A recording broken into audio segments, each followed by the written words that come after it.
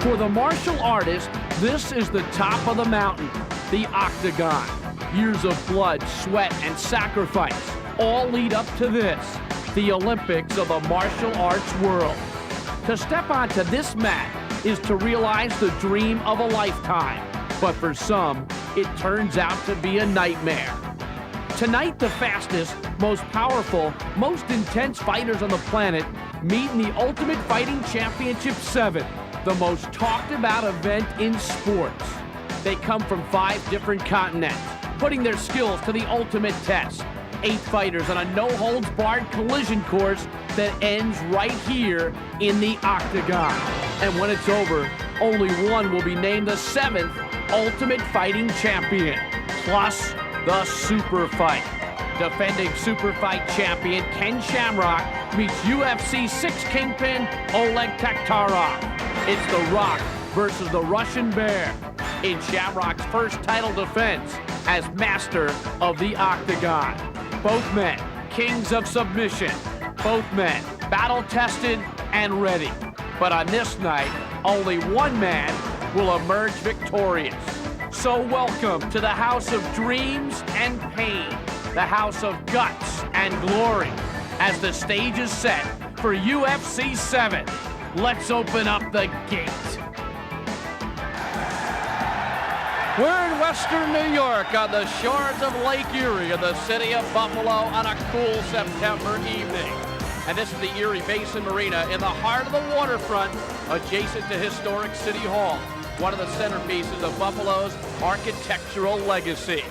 Are setting the Buffalo Memorial Auditorium, which opened in 1940 and now is the home rink of the Buffalo Sabres.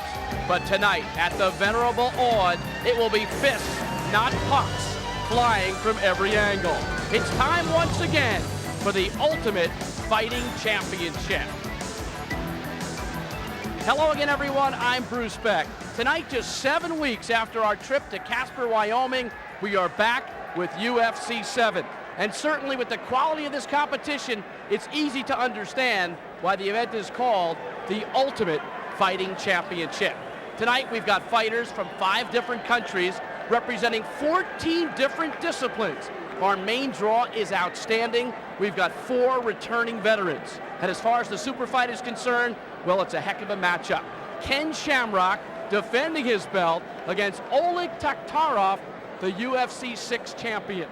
Now, friends, let me warn you from the beginning that this is serious combat. It is live. If it's not in the octagon, it's not real. There will be blood on the mats. Right now, to one of the members of our broadcast team, Olympic gold medalist in 1984 at the Olympics. Let's go to Jeff Black.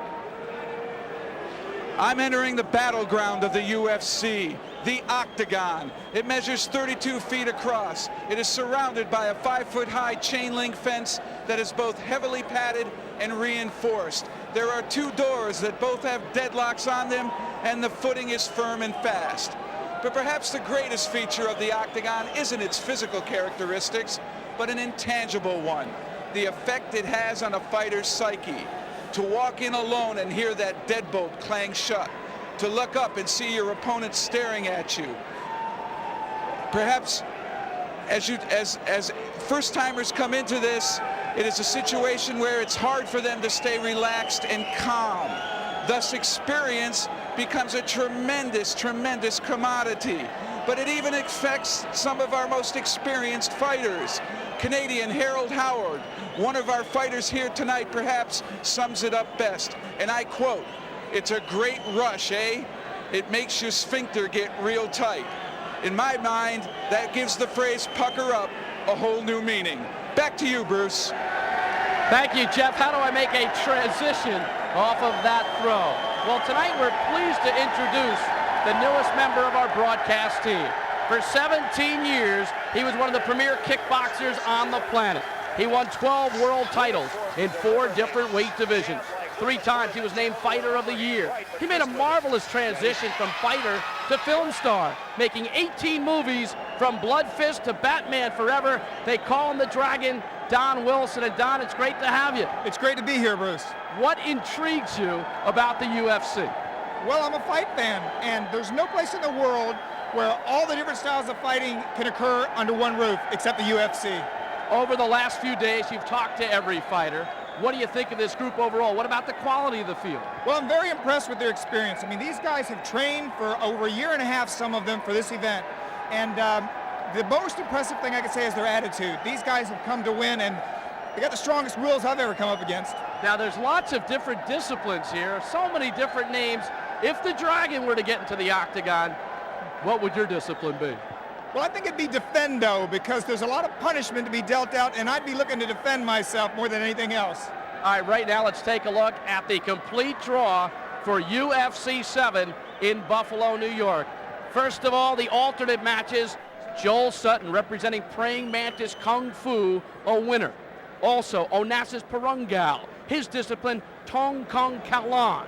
And finally, Scott Bizak, a grappler, advancing in 37 seconds. We may see the alternates a little bit later tonight, depending on what happens in the main draw. Our referee tonight is John McCarthy, the big man from the LAPD. He is the man who runs things in the octagon. He's from Orange County, California. Leon Tabbs is the fabled cut man. Leon Tabbs from Philadelphia, the city of brotherly love. He's worked with many different fighters over the years, 8 years as a military medic. There's Dr. Richard Istrigo from Howard Beach, New York. He has been with USA Boxing, and Richard Istrigo is the chief medical advisor. And there is Ron Van Cleef. He's not the Dragon, he's the Black Dragon, the IFC commissioner. He is the man who makes many of the judgments regarding the UFC. An absolute gentleman, a superb fighter. He went into the octagon at age 52. Here are the laws of the octagon. No biting, no eye gouging. Referee can restart the fight. 20 minutes and 30-minute time limits. 5-minute overtime in the finals and the super fight. Ways that you can win an event in the UFC: by knockout, by submission, a corner throwing in the towel, and every fighter has a corner man who has an ability to throw it in, and the referee can stop the contest. There can also be a disqualification. Right now, let's take a look at the main draw for UFC 7. We open up with Jerry Harris against Paul Varelans. Then the two H's go head-to-head. Paul and Howard. Paul in his first UFC. Howard, the runner-up in UFC 3. Then the two P's do battle.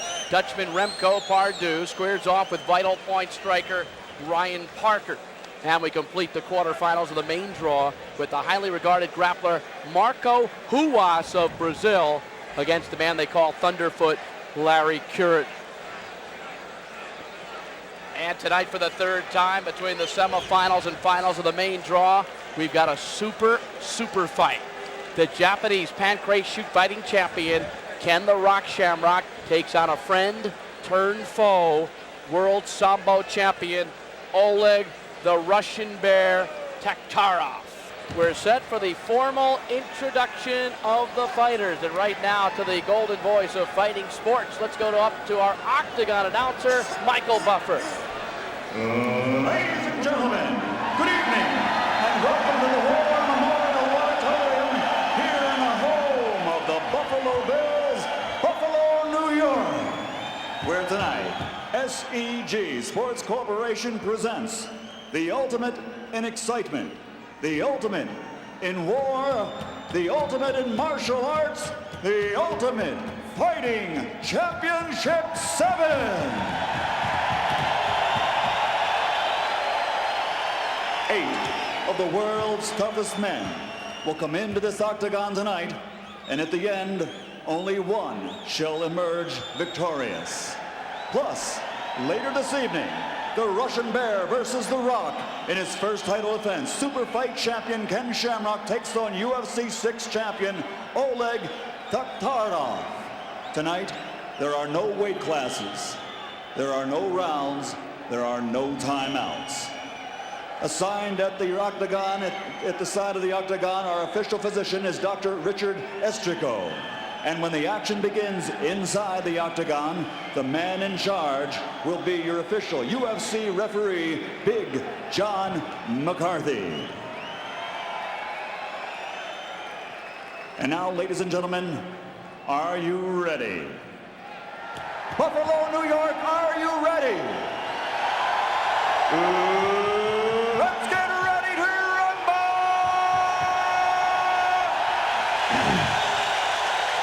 Introducing to my left, he's a black belt in Kyokushin Karate, 38 years of age, the oldest competitor in the UFC tonight.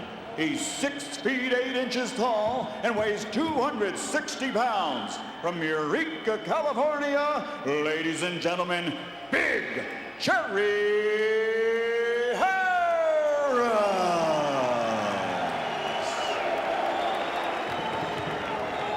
And his opponent to my right, returning to the octagon tonight, a black belt in the art of trap fighting. 25-year-old who stands in at 6 feet 8 also. He weighs 300 pounds, fighting out of Sunnyvale, California, but he's originally from the icy north of Fairbanks, Alaska. He's known as the Polar Bear, presenting Paul Varelans.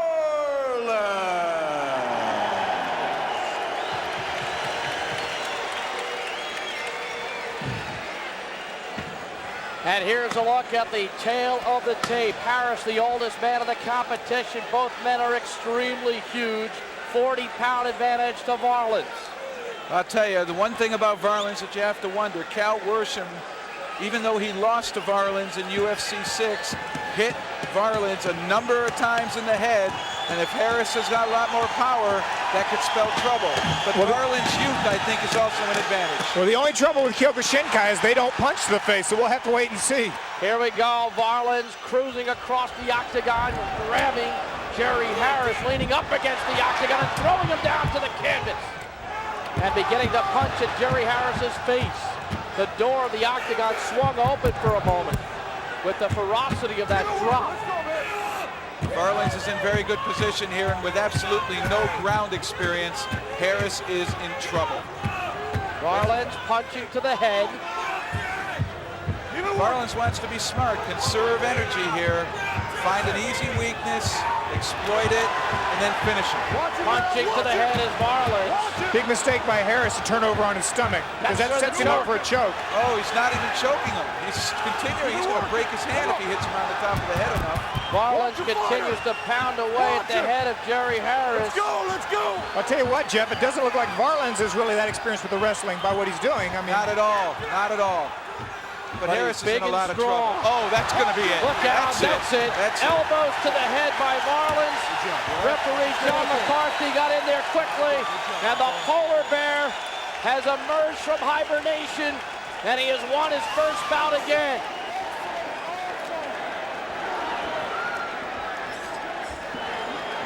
Paul Varelans, 1 minute and 7 seconds in, tops Jerry Harris. And he might have the flu, Don, but one of the things he's got is tremendous tenacity, tremendous mettle. Absolutely. He got in very quickly, and once it was on the ground, it was not Harris's game. Right now, let's go up to Michael Buffer for the official particulars. Ladies and gentlemen, the end comes, and the winner advancing now. He's originally from Fairbanks, Alaska, the Polar Bear, Paul Varelans. So the Polar Bear advances, and it didn't take long, all of 67 seconds. Jerry Harris coming over, giving Polar Bear a big hug. Don, a look at some action. Right, from here, Harris is really defenseless. I mean, Kyokushinkai is contact sparring, standing up. There is no ground fighting taught. And without the experience, he really didn't know what to do in this position. I mean, it was just lucky for him that Varelans didn't put a chokehold on him. Another look at it. There's that big elbow. And that was it. You see him tapping out. No choice there. No choice there. So a tap out by Harris, and that's when Big John McCarthy came running right in. Here's our next quarterfinal matchup. It's Mark Hall against UFC veteran Harold Howard. Let's go up to Michael Buffer for the introduction. Ladies and gentlemen, the Ultimate Fighting Championship 7 continues. Once again, when the action begins here in the octagon, the referee in charge will be Big Joe McCarthy. Introducing first to my left, he has a third-degree black belt in the art of Muay Do, a black belt in Taekwondo, and a black belt in American Karate. With an amateur kickboxing record of 5-0, 3 by knockout, 34 years old, 6 feet tall, 190 pounds, from Murrieta, California, introducing Mark Hall.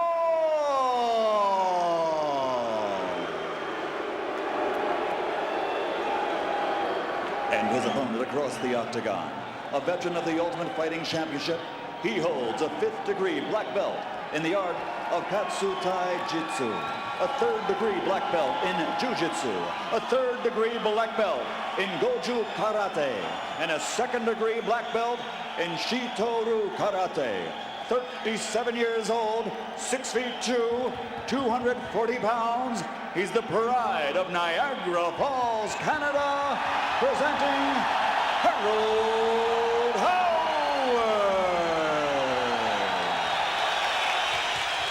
And here's a look at the tail of the tape. Both guys in their 30s, 2-inch height advantage to Howard, 50-pound weight advantage. The draw was done randomly at Boomer's Restaurant in New York City on Wednesday. We are set to go.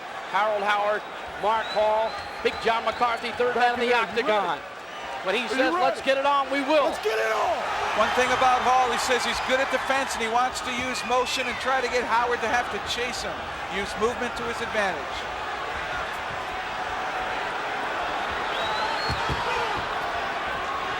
You can see Howard wanting to set up that right hand right away. Howard lands to the body. Solid right hand by Harold Howard. Well, this is a position Howard is not familiar with. Oh, he's got a good choke here, too. Howard rolled to his back, but he's working on the choke. Oh, a couple good shots by Hall right there. Hall lands again. Big right hand by Hall. Now a left. Really, Howard wants to hold him close, not let him raise up where he can start getting room to throw punches. Right, he needs to lock in behind the head and keep him down, keep him close. Blood coming from the face of Harold Howard. Mark Hall on top, Howard on the bottom. He's got Howard's hair. That's a smart tactic. Howard came in with hair, and Hall's going to use it to keep his head down, try to get some room, get the leverage going, and then wail on punches. And really, Howard's lack of experience on the ground here is hurting him. Hall going for the headbutt. Now Howard trying to come back with a choke, and he can't get it. Howard's face is bloody. Keep it working. John McCarthy says to Hall to keep working. It's done. Howard's it. Howard's tapped. Howard is tapped out. Mark Hall wins. And I believe it's a surprise. It took a minute 41. Well, it was a surprise to me. I didn't expect Hall to get on top of him like that. I didn't think he had that kind of position as a wrestler. I didn't think he had the experience. Well, anybody that saw a Howard tape knows he's got a big right hand and he doesn't have a lot of ground experience. Hall used it to his advantage. Mark Hall showing tremendous strength, especially in his upper body. A wrestler in high school wanted to test himself tonight. Donna, look at it. From the takedown on, it looked like it was going to be Harold, but when he rolled over on him, it was all his way. That was it. The only thing I can say is Harold did keep his legs on the outside, but he didn't use it to his advantage. He didn't keep Hall's head close enough, which, like Jeff said, gave him room to punch. Well, Mark Hall grew up and he had a speech impediment. He started fighting when kids made fun of him. Became a bouncer, a wrestler in high school, played football and baseball, and 5-0 in amateur kickboxing. And Dragon, here's a look at the tap. Right, I think he takes a series of punches here and taps. And you know, they tell you to tap out by hitting the ground with your foot or hand. He just gave like a cross sign with his hands, and it wasn't really received quickly by Big John McCarthy. Here's Michael Buffer. Ladies and gentlemen, referee Big John McCarthy has to call a halt to the action. The winner and advancing in the Ultimate Fighting Championship 7 from Murrieta, California, Mark Hall.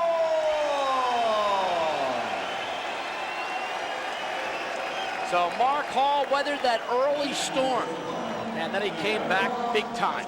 Right, well, you know, once he reversed on Harold, it was all over. Harold didn't have the wrestling and grappling experience to deal with it. Well, Jim Kelly, quarterback of the Bills, in attendance tonight, taking in the UFC action. Here's our next quarterfinal matchup. It's Remco Pardoll will take on Ryan Parker. Pardoll, Jiu-Jitsu, Ryan Parker, Okinawan Karate. Ladies and gentlemen, UFC 7 continues with our third match. Once again, referee in charge, Big John McCarthy. Introducing, to my left, 26 years old, 6 feet 4 inches tall, 265 pounds. Please welcome back to the octagon a veteran of the UFC from Oos in the Netherlands. He holds a second-degree black belt in Jiu-Jitsu with black belts in Judo and Taekwondo. He's a two-time Junior Netherlands Judo champion, two-time Dutch Jiu-Jitsu champion, two-time Danish Jiu-Jitsu champion, two-time German Jiu-Jitsu champion, the Belgian Jiu-Jitsu champion. He is the former Jiu-Jitsu champion of the world, Remco Pardoll.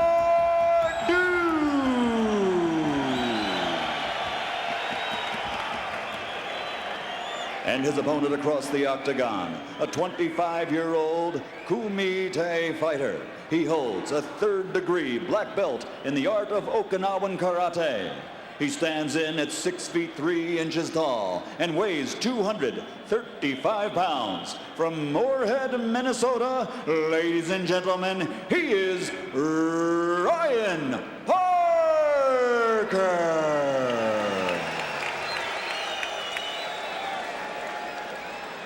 And here's a look at the numbers. 26 years of age, Pardoll, 25 for Parker. Height about the same. Pardoll with a 30-pound weight advantage.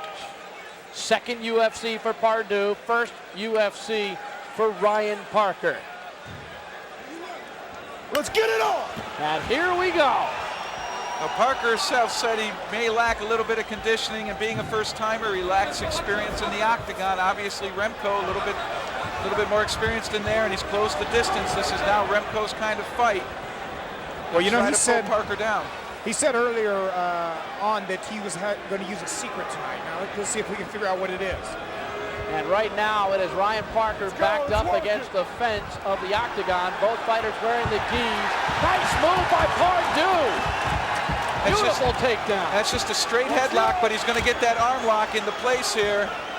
If he can get that thing secure between his... Oh, that's it. He's going to have to tap out. At the head. And he has no defense, no way to protect his face there. He has not tapped out yet. It's a wide open target and Pardoll just pops away. Parker says he's hard to hurt, but boy, I'll tell you what, those are some straight shots. Now he's got his arm. If he locks that arm out, it will be over. Trying to end it with a choke. A little over a minute in. Remco Pardoll in control. Let's go. It almost looks as though Parker's trying to fight off his back. I don't even know if he really has to. That's like a wrestling response. Get off your back. All he needs to do is keep from being choked and prevent those hands from striking him. You can see Remco's knuckles are very red. Pardoll taking full advantage of his 30-pound weight advantage. Remco's going to start looking for a submission here. Remco continues to work. Parker.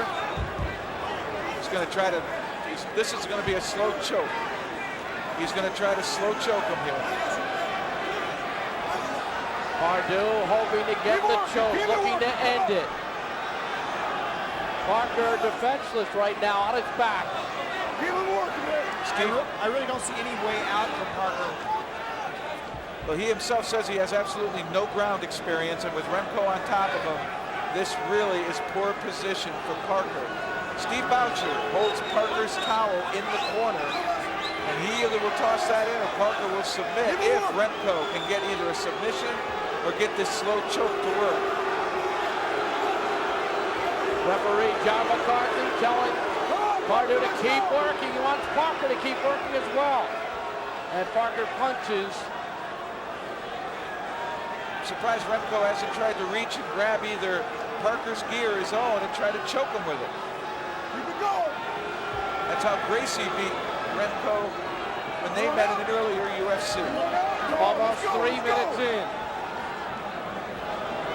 Pardue has got 2 wins in the UFC over Alberto Leon and Orlando Beach. Oh, here it comes. He's trying to get the arm under. Now he'll have an over-under lock here. He can start a choke.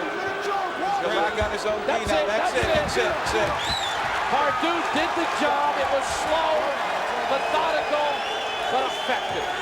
You called it, Jim.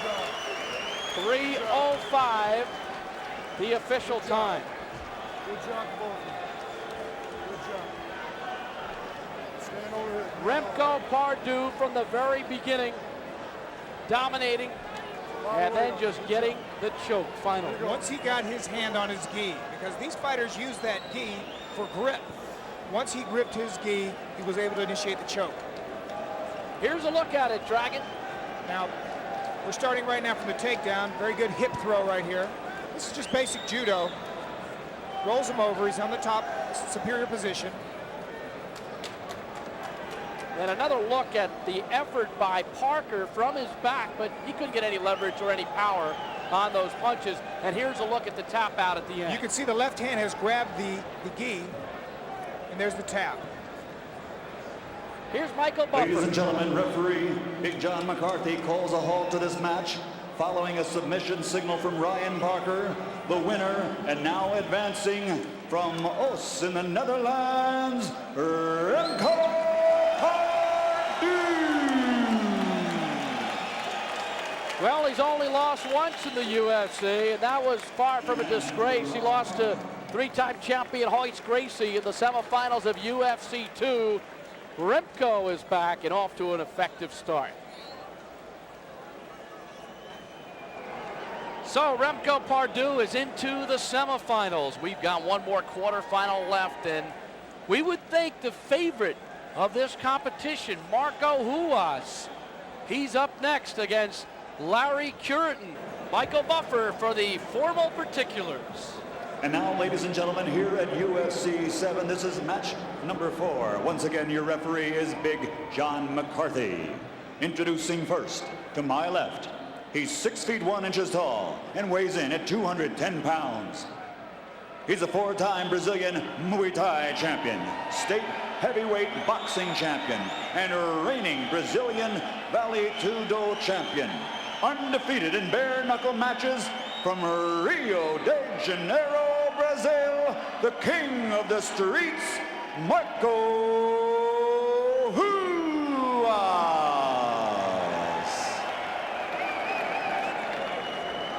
And his opponent across the octagon, returning he is the FFKA North American Super Heavyweight Kickboxing Champion with a professional record of 17-5, 15 by KO. He also holds a black belt in Shotokan Karate. He's 35 years old, 6 feet 2, weighs 248 pounds, fighting out of Jersey City, New Jersey.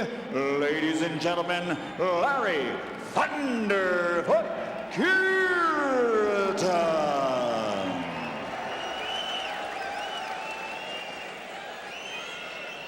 Here's a look at the tail of the tape. Ruas' age unknown. Ruas with a 38-pound disadvantage in weight, but folks, I would not blink here because this one could be quick if Ruas is as good as they say. Are you ready? Let's get it on. He has ground attack to his advantage. Larry Curtin, not well versed at all on the ground, and that's immediately what Marcos Ruas goes for, and he's in a chokehold here. Drop by Ruas. Curtin tries to roll it, but can't. Some power there by Ruas. but nothing yet. No submission, no lock. Well, Cureton has no ground experience to speak of, and he doesn't know what to do from here. I am sure of that. Trying to elbow from the canvas. Ruas continuing to work for control, and now Cureton spins him, but look out. Ruas might be even better from the ground.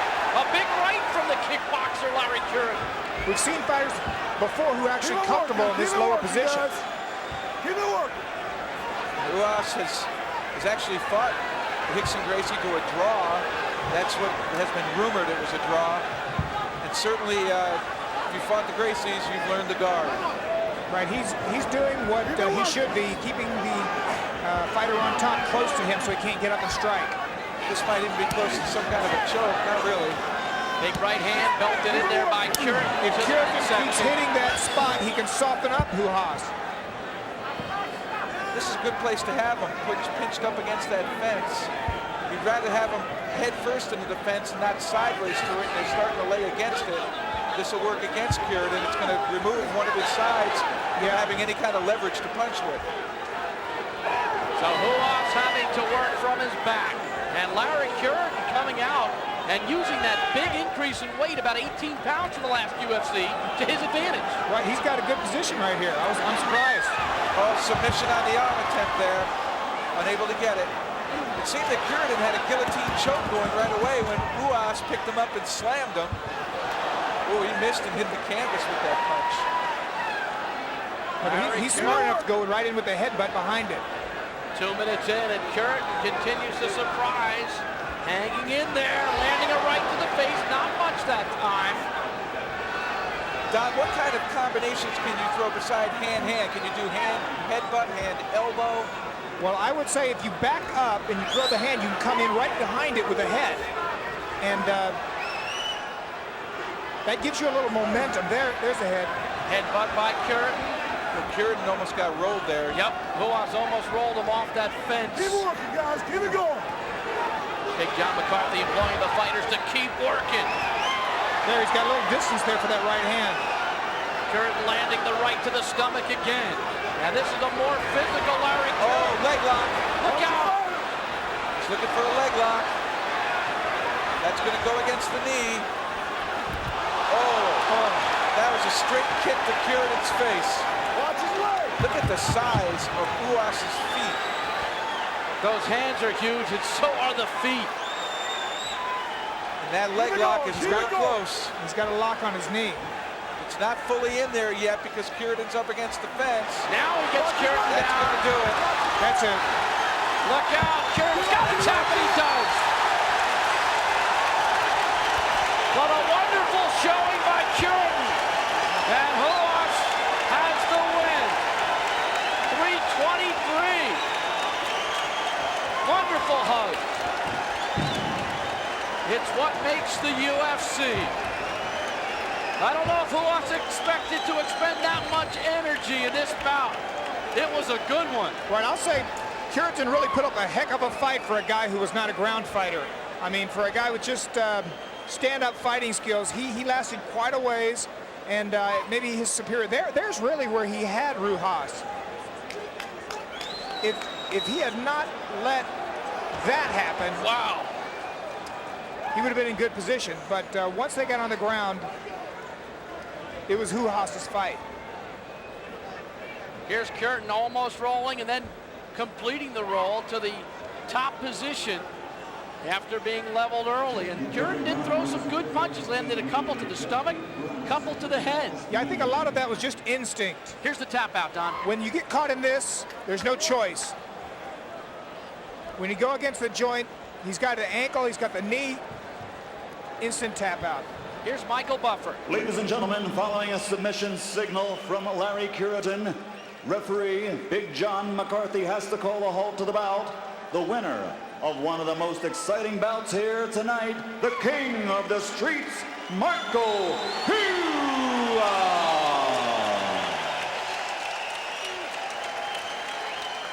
And a hand for Larry Cureton. Let's hear it for him. Marco Ruas is into the semifinals. He had to work for it. Here's a look at what has unfolded thus far. Paul Varelans with a tap out, advancing when Harris tapped out at 1:07. Elbows were the key in that bout. Mark Hall, 1:42, a tap out by Harold Howard, so he advances. Remco Pardue with a choke, 3:05 the time of that win over Ryan Parker. And Marco Ruas, 3:23, longest bout of the first round. Submission leg hold was the advantage to Marco Ruas. Here's the matchup of our first semifinal. Paul Varelans and Mark Hall, neither was in the octagon long. Varelans for 1:07, Mark Hall for 1:42, and the Polar Bear is ready to take center stage. Here's Michael Buffer. And now, ladies and gentlemen, we move on. This is the battle between the winners of matches 1 and 2 here at UFC number 7. Once again, the man in charge of the action, your referee, Big John McCarthy. Introducing to my left, a black belt in the art of trap fighting, 25 years old, 6 feet 8, 300 pounds, living and fighting out of Sunnyvale, California, a native of Fairbanks, Alaska. Once again, the Polar Bear, Paul Varelans.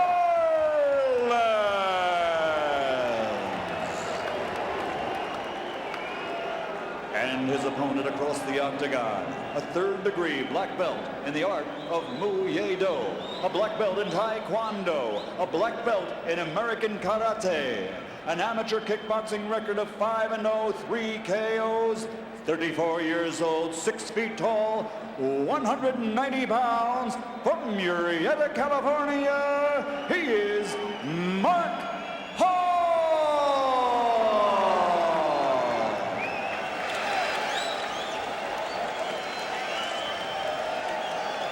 It's a classic case of David versus Goliath. 110-pound difference in weight. Here's a look at the tail of the tape. Trap fighting, big age difference here, and that might work in Varelans' advantage, but the height and the weight belong to Varelans. Semifinal action about to commence in UFC 7. Are you ready? Let's get it on! Let's see if Varelans across the octagon, and he eats a right hand from Hall. this is where Hall wants him, in tight. Varelans brings him down. Good head grip. That's a straight headlock, no arm in there, and that's very, very tight. He could literally pull the head off here if he can get the right kind of leverage. Get that big body all the way out to the side and stay perpendicular to him. This is not where Hall wants to be. This is about the worst position to start from for Hall's style of fighting. Varelans trying to free that left hand and land some punches. Well, the arm's now in the lock. That'll take some of the pressure off of the neck. Watch your fighter! Varelans continuing to move for better position. Varelans here should just kind of relax. Watch the elbow. That's his punctuation mark. If he can get it free, Oh, there it is. that's Key it. lock. That's it. Great key lock. Perfect wrestling hold there. Key lock, able to torque the elbow and shoulder. Hall had it submit. 104, a key lock by Paul Varelans, and Mark Hall had to tap out.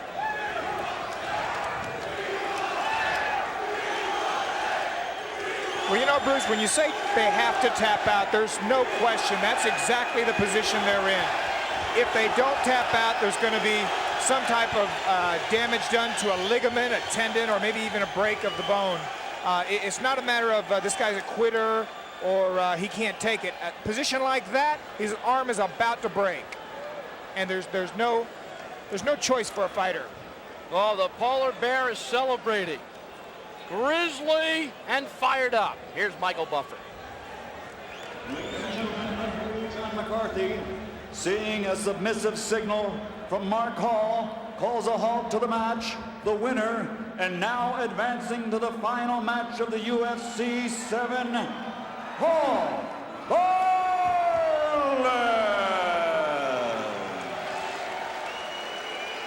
That experience from UFC 6 has served him well, and he does not waste time. He goes across the octagon and engages with the other fighter as quick as he can. Absolutely. And you know, that when you talk about the experience, anybody who enters this thing without wrestling, grappling experience is making a big mistake. If you can't fight on the ground, you're in trouble here. Here's a look at the semifinal, which will unfold shortly. Remco Pardieu from the Netherlands, Marco Ruas from Brazil. This gives you a feel of the total international flavor of the Ultimate Fighting Championship. Michael Buffer will introduce our fighters. And now, ladies and gentlemen, this is our second semi-final match. The winner of this event will face Paul Varelans for the Ultimate Fighting Championship 7. Once again, your referee is Big John McCarthy. Introducing first, to my left, a veteran of UFC from Austin, Netherlands. He holds multiple black belts in practically every part of Europe.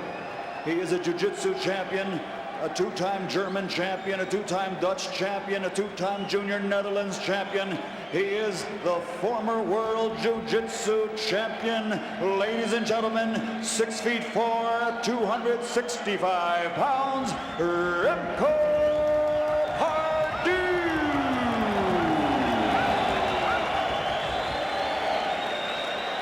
And his opponent across the octagon, 6'1", 210 pounds, four-time Brazilian Muay Thai champion, a state heavyweight boxing champion, and reigning Brazilian Vale Tudo champion, undefeated in bare knuckle matches, once again from Rio de Janeiro, the king of the streets, Marco Ruas.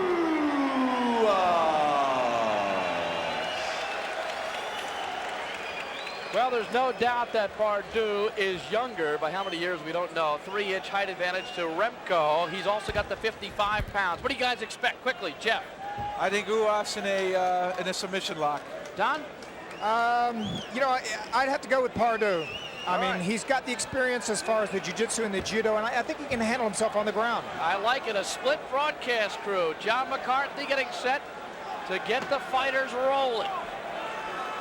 One observation, I saw Ruas grab a look at his right hand repeatedly after that first fight. Pardieu wears the gi. The winner takes on Varelans. Pardieu says he's experienced in Taekwondo, but I haven't seen him kick yet. A long staring down process, a feeling out thing. You see it in boxing a lot. Kicks delivered by Ruas. Pardieu comes in. Remco grabs his head. He's got his hand in there. There's no way that's going to be a chokehold. He's got his fingers underneath it. I don't think he's got the leverage to really choke. No, he doesn't quite have his arm under there. Ruas biting. That's what he's going for. He's definitely got the leg hooked under, so he could just arch and tighten it up.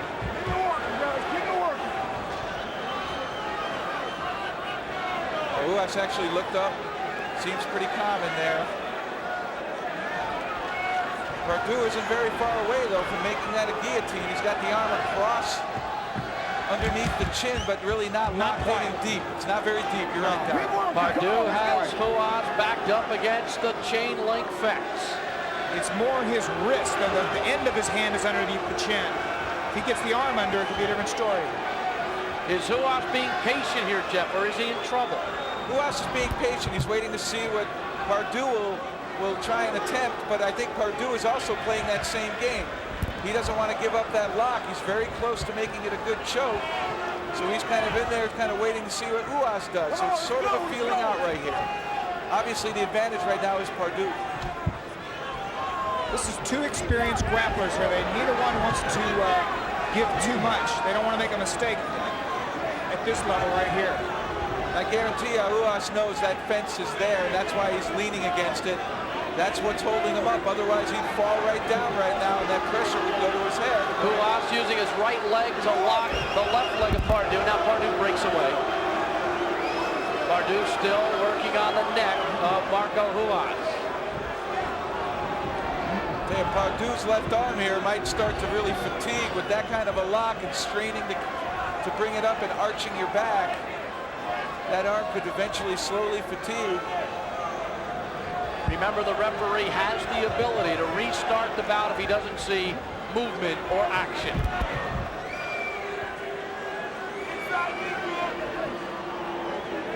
You know, something I've always wondered, what happens if Ruas stomped the big toe of Pardue? Honest to God, what would that do? I tell you, these guys are conditioned mentally to take pain. I mean, I'm not really sure. I've been surprised at the punishment these guys have taken it as it is. It's worth a try, though. I think if I was in that position, I might try it. Would certainly limit the mobility you have after you go ahead and do that. You've been working. Well, we've seen ground grappling before. We've seen fighters engaged in a tussle for a long time on the mat, but not standing up like this. Crowd is anticipating action. They're restless right now. They seem a little bit restless, but right here, this is an important situation for Pardue. He really does have a threat going. Ruas doing an excellent job of blocking it, but it's really fairly close to sinking in there. And that's why Pardue isn't letting it go. That could be trouble. Yeah, it's really in there now. As a matter of fact, if he was to arch, really, if he had a good grip and he arched right now, I think... Pardue trying to get the choke on Marco Ruas. But Ruas is not panicking. Down the dragon nuances of the martial arts right here. Little things. It's always the little things. Oh, and one of the reasons it's not tight is Pardue's right arm is around Ruas's left arm, which means the arms in that lock, they can't be that tight. It can't be that tight. He's got to be around the head. He's got to be inside that arm. That's exactly it. It's not going to be a tight choke. Come on, let's go, let's go. We saw it on the monitor, and I just saw it when they briefly turned towards me, but that was blocked from our view initially. That is why that guillotine choke is not working. You know what? It's not a full guillotine choke yet. From being a striker, yes. I was just going to say I would start pumping the knees into the groin, into the thighs, because the thighs are very vulnerable. And that's what Remco Pardue is doing right now. Yes. It's about all he's got to strike with. Oh, there's the stop top. There's the heel. There's that toe stomp. I don't know how he did it. There it is again. I think he heard you, Jeff. And now a knee put back by Pardue. Referee John McCarthy once again telling the guys to work. I say, why not? This is anything goes. They're working. I'd hate to see this broken up. You know, there's... Ruas stops on the feet of Pardue again. The left foot of Remco. And that time he missed. Well, I guarantee you one thing. It got Pardue's attention. You would think something like that is insignificant in a fight, but it does add up. This is going to be an attrition battle. Definitely. And down goes both fighters. Remco still's got a hold in there. Ruas on the mat where he wants to be. If he curls into a ball, I think he might be able to even get out of this. That's exactly what he's trying to do. There it is. Nice move by Ruas. And he's out of the hole. He is out. Let's see Ruas here. So now it's Marco Ruas' battle. Now they've got to think. Sure. You know, it's a game of chess out there right now. I think Ruas now is going to make sure that his pressure stabilizes. He's totally clear-headed and focused. He was in what we call a front headlock in wrestling for an awful long time. So now it is Ruas who is the hunter, not the hunted. 6:30 in. The winner takes on Paul Varland in the final of UFC 7. John McCarthy telling the fighters to work. I think they expended a lot of energy standing up. One advantage for Ruas is he can grab the gi of Pardue to keep him from punching, and that's what he's doing to Pardue's right hand. Ruas He's got the gi. Talking non-stop. He's got the gi. He's going to slowly work his way up, try to get in the punching range, or maybe submission on a leg here. I think he's going for the leg. There it is. Ruas has the leg. again, the fighting from the back being a very effective tactic. Ruas knocking him away with the left hand. He's got the left wrist. Let's go, let's go, let's go. Look how composed both these athletes are. Look at how composed they are. They're willing to wait. They're willing to feel it out. By far the best match of the night. Most evenly matched. Ruas grabs the gi again. Oh, he's got the ankle. He's starting to get it. He's getting it. And Pardue fights his way back. Well, his only choice is to crowd up like he's doing it.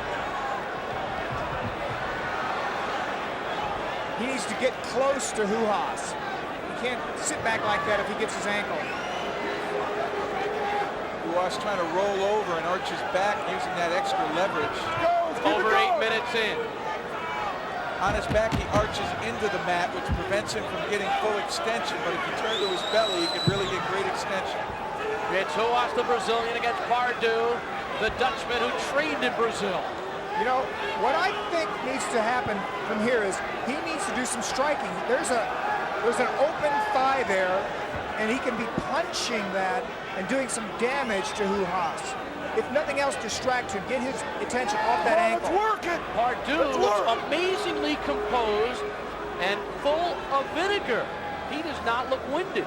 Ruas looks like he's using more energy.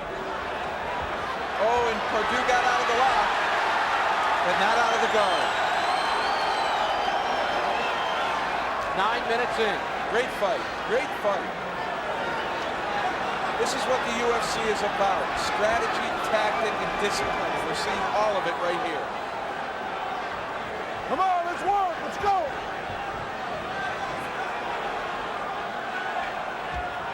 There is a 20-minute time limit in the quarterfinals and the semifinals. If for some reason this ended in a draw, both fighters would not advance. An alternate would be summoned to take on Paul Varelans in the championship of UFC 7.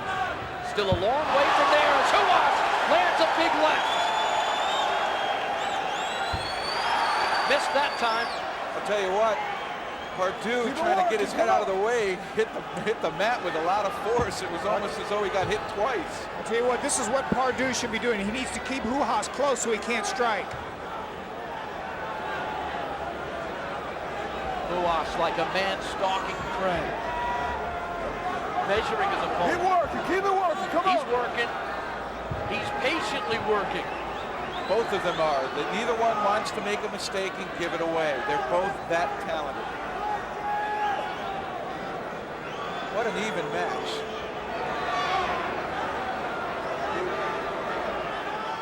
Pardue has a 55-pound advantage on Ruas.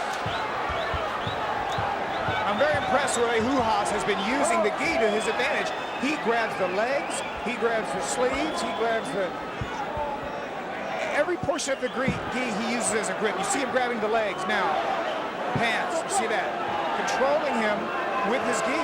That's interesting because Royce Gracie uses his own gi as an offensive tool, Jeff. Certainly he does, both in terms of grip to keep a person near him and also as a weapon for a choke. 11 minutes plus in. 20-minute time limit. It looks like Ruas wants up.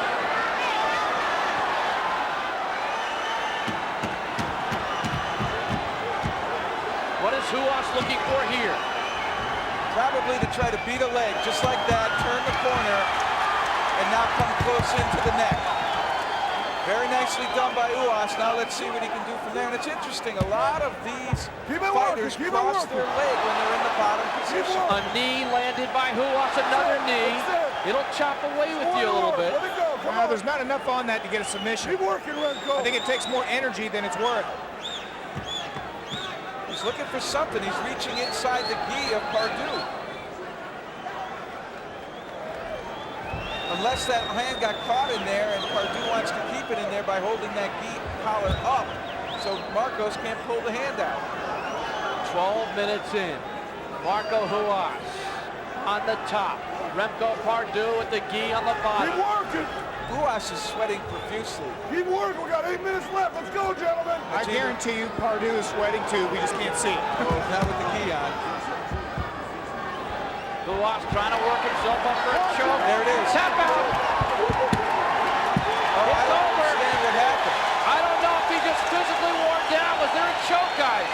I didn't see a choke. I did not see a choke. There was no choke. Good job. Come here. 12:27 the time, Good job. and this You did one an ends outstanding job. rather strangely. The only thing I can think there is that he was in a position to absorb blows and he decided not to take them. That could have been it, but Let's go up to Michael Buffer for the announcement. Following the submission signal from Remco Pardue, referee John McCarthy calls a halt. The winner, and advancing to the final against Paul Varelans, the king of the streets of Rio de Janeiro, Michael Uwas. 12 minutes, 27 seconds. Big hug there, but after a very close bout from beginning to end, all of a sudden Remco Pardue tapped out. Now, I don't know if he just wore down or he saw no chance to get out of that. well, I can't see one of these UFC know. fighters just quitting because of anticipated punishment. Absolutely. I mean, they knew there was punishment to be dealt out when they entered the ring, so I can't see them getting in a bad position and then just tapping out. Physical exhaustion possibly done? No, he did not look that tired. I know he didn't look it. I've got to see the replay. There we go. I believe this is the first initial start of the bouts here where there was a takedown. No, this is the headlock. Actually, he was in a good position here. And they stood on their feet for, the better part of 8 or 9 minutes. And finally, they hit the ground. Right. Neither fighter really was positive if he would end up in a superior position than the other one. I think that's what took so long for the takedown. This is the beautiful reversal by Uwas. Right, he gets the reversal, gets his head out of the lock. And here's the tap out. Let's see if we can see what happened. There it is. Right now, let's go to Jeff Blatnick. I'm here with Tank Abbott, and Tank, you had 2 great fights in UFC 6, and then you fell a little bit short. You were a first-timer. What have you learned? Well, Jeff, as you know, there's only one man in the world that can beat me, and that's myself. I did not come prepared for the altitude, and that's basically what happened. I just was not ready for the altitude. Next time, I will not have the handcuffs on my lungs to hinder me from being where I want to be, and that is on top of the octagon with a bunch of bloody bodies around me. Okay, critics say you're brash, maybe overconfident, even arrogant. How do you respond to that? I don't understand all those words. Brash, arrogant. Come on, I only went to a state college. I didn't go to a university. I don't care. Let me tell you something. People that are losers call you cocky. I'm a winner, and if you're a winner, you're confident. You don't misconstrue those 2 words. You're either a winner and you're confident, or you're a loser and you're cocky. Whatever you want to say about me, big deal. I know who I am, and you know who you are. I'm here, and you're not. I'll tell you what, I heard the chant of Tank, Tank, Tank throughout this. People seem to love you. You have a following. Are you going to be prepared? Are you going to be at the ultimate? I will be at the ultimate. And believe me, anybody that is anyone will be there. They've been invited. If they don't show up, they must know that they're a loser in here. I will be there. I'm a winner. What do you need to do to be a champion? Real quick. You have to be prepared. End of story. You got to be every level. I'm hurrying. You got to be cardiovascular, mentally, physically, everything. You got to be there. I lacked cardiovascular last time. That was the only problem. Okay, Tank, we wish you the best of luck in your preparation. Hey, Jeff, the gold medalist wrestler. What else can you ask for? Wrestlers are the martial arts of America. Back to you, Bruce.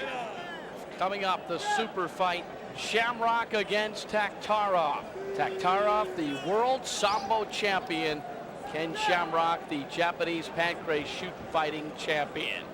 So Michael Buffer will introduce the super fighters right now. And now, ladies and gentlemen, SEG Sports Corporation presents the Russian Bear versus The Rock.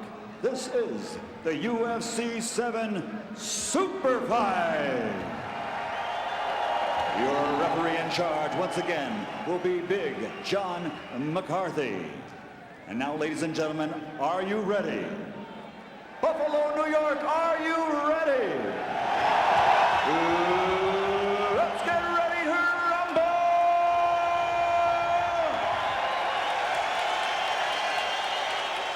Introducing first to my left, from Gorky, Russia, fighting out of Dallas, Texas. He holds a 4th degree black belt in the art of jiu-jitsu.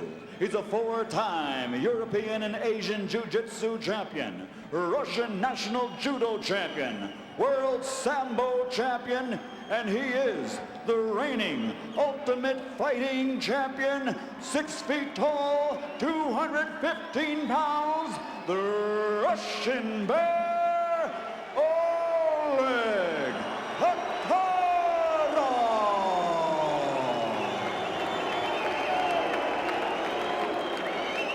And his opponent across the octagon, representing the art of shoot fighting, from Lockford, California, he's the Pancrase Association World Champion, 31 years old, 6 feet tall, 215 pounds. Ladies and gentlemen, presenting the defending UFC Super Fight Champion, the master of the octagon, he is Ken Shamrock.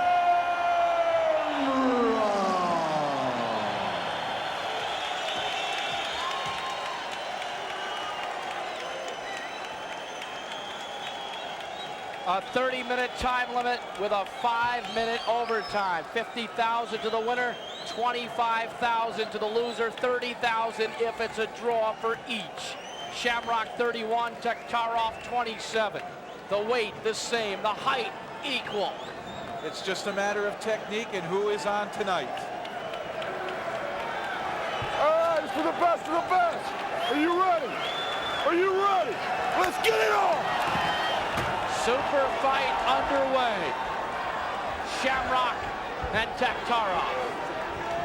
Shamrock said early on in the interview that he was going to use his jab, he's going to use some punching before he got into the grappling. Let's see if he sticks to his game plan. Neither one really wanting to close the distance. Ooh, a little left hand there by Shamrock. No damage, just an attention getter.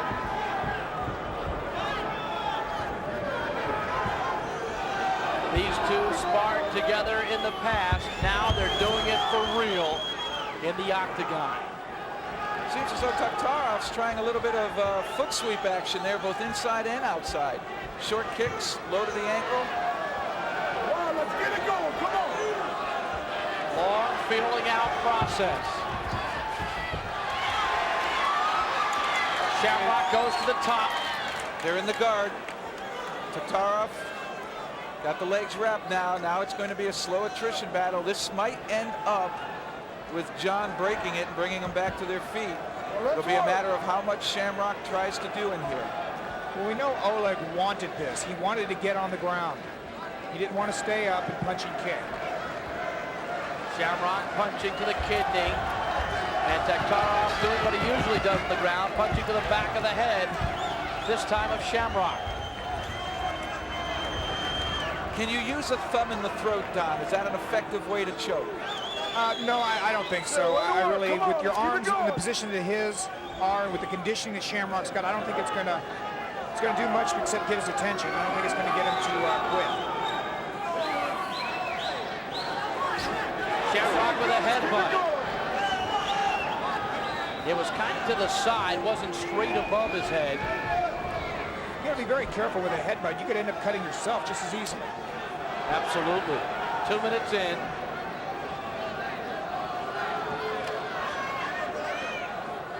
Keep working. Come on, keep it working. Taktarov in the guard. Without doubt, this is a waiting game now. Shamrock knows after his fight with Gracie how to neutralize the guard. It's just that Taktarov knows the guard is a defensive position. He's going to wait. He has done a little bit of punching to the back of the head, what they call rabbit punching, but I don't really think that's going to have much effect against Shamrock. Shamrock landed a decent right hand to the face of Taktarov, and again tries a headbutt.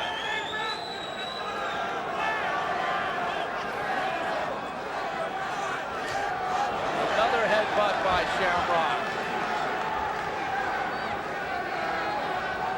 Shamrock's going to have to be the aggressor here because he knows Taktarov would prefer to just wait and find his spot. Well, does that mean Taktarov is fighting, or does that mean Taktarov wants to lay there? I don't know. A couple real good rib shots there by Shamrock. Headbutt by Shamrock. Again, it's to the side. It's the cheek. He's catching Oleg right there on that right cheek. And remember, Oleg opened up a cut over his eye in his first UFC 5. And we don't know how well that healed. It's above his left eye, and that was one of the things people worried about. If Oleg got cut, it doesn't matter how tough you are, a doctor can stop the fight. Again, punches to the kidney by Shamrock. And punches to the back of the head by Taktarov. I'll tell you what, that's going to hurt his hand. I mean, you're punching a real tough area of the head, all bone. Keep it working. Come on, Oleg, let's go. Come on, Oleg, let's work. I've broken my hands with gloves on 10 times. I can tell you that the skull is more than a match for the hand.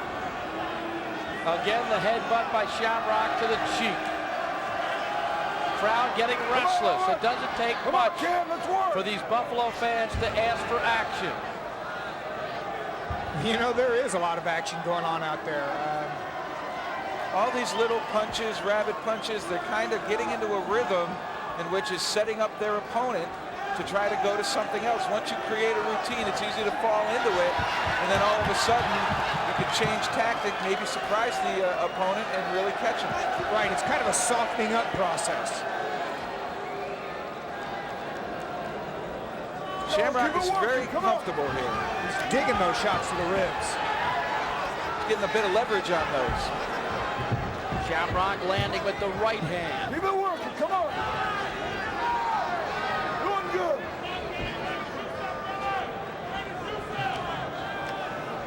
I always wondered, a knee right to the tailbone.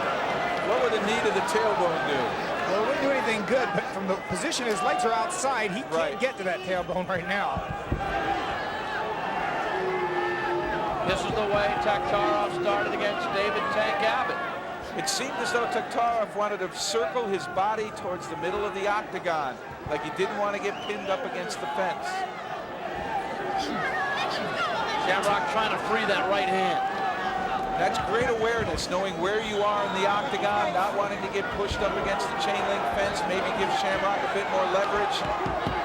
Seems Kenny now starting to create some distance here, maybe look for an opportunity. And you saw Taktarov reach for the ankle. He has said several times that he could have broken a limb of Shamrock's in the gym when they trained together.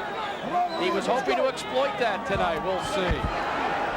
He's got that elevator position. One leg is underneath. He's going to use that to try to create leverage to try and turn Shamrock over to his back. 6 minutes in, right hand by Shamrock. He had a big right hand against Gracie in their super fight. Boy, when he puts his toes on that chain link fence, that is a wide open shot anywhere near the tailbone, the crotch, even the leg. Shamrock setting himself up for a headbutt, maybe, Don? Well, I think what Shamrock needs to do is get a little clearer from Oleg and just surprise him, come in very quick with that head. It's not going to happen if they're just grappling. He's got to get free if he's really going to use it. I mean, it's going to do nothing but irritate him and over a period of time cause damage. If he wants to get a good shot, it takes distance. That's one thing you know as a striker. You can get yourself too close to an opponent to do any damage. How about an open hand to the ear, Don? Maybe, you know, pop an eardrum, that kind of a thing? You said you've ruptured eardrums before. Right. I think he could do some damage, but, you know, I think in a position like this, there's so much leveraging, and there it is. That's the kind of sneak technique I think he needs to do more of. Get back, get away, and then come in with something. Some people may wonder, well, why doesn't he just throw punches? It's because when Way to he work. starts Keep to working. You're doing really good. get the leverage and pull Doing that arm good. back Come to on. throw it, Taktarov feels it coming. Right, he could actually possibly reverse on him if he gets back too far. Exactly. So Taktarov using the fence as leverage, and now Shamrock trying to move him off the fence. Taktarov again peppering away at the back of Shamrock's head.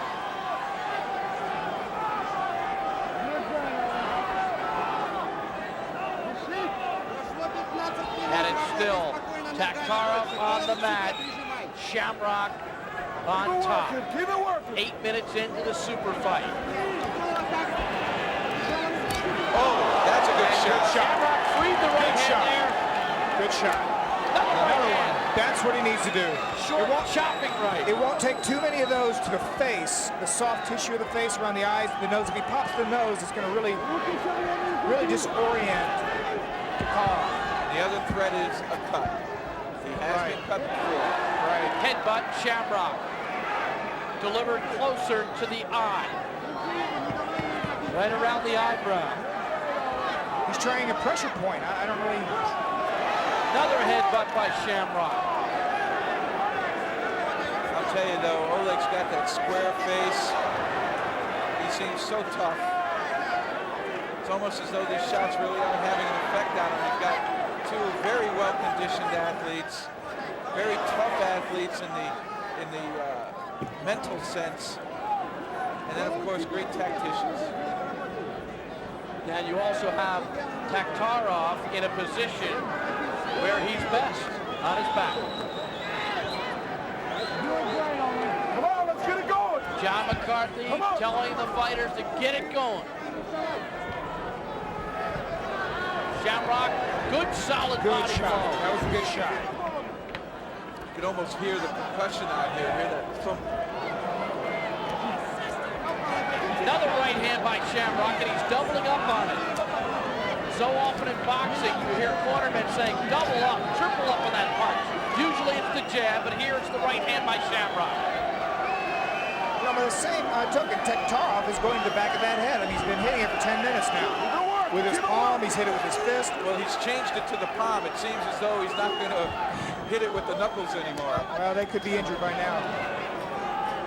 And we heard you yesterday, Don the Dragon Wilson, saying use that palm. I use that palm so often. Right, well, you know, we use it in martial arts to break bricks, boards, everything else. I mean, it only makes sense that you'd rather use that than the knuckles of your fist against the head. Those are big, solid right-hand body blows. That's what I meant. You see, he almost snuck in a right to the jaw then. And he goes to the body and then go to the jaw. It's a standard practice for a striker. If you want to hit the head, hit the body first. Get the attention there, then you sneak one in. Solar plexus, there's the shot to the head. Let's work. Good call. Bob Shamrock, Kenny Shamrock's dead, watching from his corner, holding the towel, actually wearing it. He'll never throw that in unless Kenny's in a very, very dangerous position. I used to always joke when I fought that don't bring a towel, bring a shovel. Can't fight, bury me. Bob Shamrock opened up the Home for Boys way back in 1968. Since that day, he's had over 800 sons come into the home. Foster children found a safe haven in the Shamrock's home. In 1977, Ken, a troubled 13-year-old, was adopted, learned discipline, dedication, and love under the roof of Bob Shamrock. And the one cardinal rule Shamrock doesn't want to do, and I'm sure he won't do it, is reach back and try to throw one of Taktarov's legs by him, thinking that he can get out of this guard position, maybe improve it, because as you take your arm back and throw one leg by, you leave your other one behind to be submitted. Sometimes Taktarov will bring one leg all the way up close to Shamrock's shoulder, and it's almost as though he's baiting him just to hook it. And when he does that, that leaves his trailing arm in a very vulnerable position. Ken Shamrock up top, Oleg Taktarov on the mat as the super fight continues. Taktarov chopping away at the head again with the palm. And Shamrock content to play the position from above.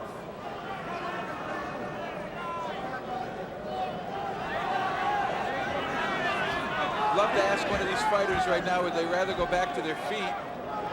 Except in this guard position, you know, Tatarov really has no recourse unless Shamrock makes a mistake. Let's go. No blood on the canvas. 12 and a half minutes in, and the crowd gets restless again as Shamrock nails a right hand to the face of Tatarov. He needs to get that distance for a good strike. But you know, he's gotten far enough to land a good, solid elbow if he would just use one. I wonder if he thinks if he misses and drops to the side of Tatarov's head, if that's enough momentum going sideways, that Tatarov might be able to reverse positions. Maybe that's it. Certainly in this position, you're not going to see any big blows. None of them has to make a mistake. Well, the big rule for a puncher is get your body behind a punch, and you can't from this ground position. And Don, are you less likely to get a good, clean, hard blow in there because you can't take the chance defensively of exposing yourself? Well, absolutely. If you back up too much, he's going to get away from you. But you have to back up a little bit to get some distance to throw a punch. So you're in a catch-22. I see blood coming from Oleg at this point. It looks as though on his left eye, side of his eye. That's where the punishment was before in UFC 5. There it is, the right There hand. it is. And that is the area where Oleg suffered a cut in UFC 5. And you got to believe that as soon as Shamrock sees that blood, He'll go for it. he's going to take his head, move it to the other side, and start those little headbutts. And there it is. goes. I'm telling you, I think these guys got an earpiece. They're listening to you, Jeff. Well, it's the same tactic he used against Gracie. Pac Gracie gave him a mouse, and he turned that mouse into a watermelon. By the end of the fight, even though it became a draw, it looked as though Gracie had lost. Another headbutt by Shamrock in there. Right hand to the head of Oleg Tatarov by Ken Shamrock. Conditioning now will become a factor. They've gone long enough, and oh, John's going to break it and bring him up. John McCarthy separates the fighters close to the 15-minute mark. Get ready to go. And I would think Tatarov's got to be careful right at the beginning of this. Right, he looks more. Get it going. There's a huge welt on the right side of Tatarov's face. He looks quite a bit There's worse a for the huge wear and welt. tear. There's a huge welt. You ready? Well, let's get it on. Come Here on. they go again. Back on their feet. Shamrock and Tatarov. Either side of the face now of Tatarov is very vulnerable. Oh, a punch right there on the release would have been beautiful. You know, Ken's not a great puncher because he could be throwing some stiff jabs right now and really opening those cuts up. Short right there. And back we go again to the guard. This is where Tatarov wants to be, especially now. He knows he's vulnerable. It's not a question of whether he feels pain or whether he wants to get up. Wow, there's the huge welt, Come on, as you let's said, on work the on right it. side Get him up of here, let's go. Tatarov's Come on, face, Ken. close to the eye, and he's got the bleeding from the left eye. Either way, he's going to be a bloody mess at the end of this night. Look for the headbutts again. One thing we said about Tatarov, he has an incredible threshold of pain. Well, he's smart enough to keep Ken as close to him as possible when he's in this position. Come on. To keep him from getting that distance to throw the punches.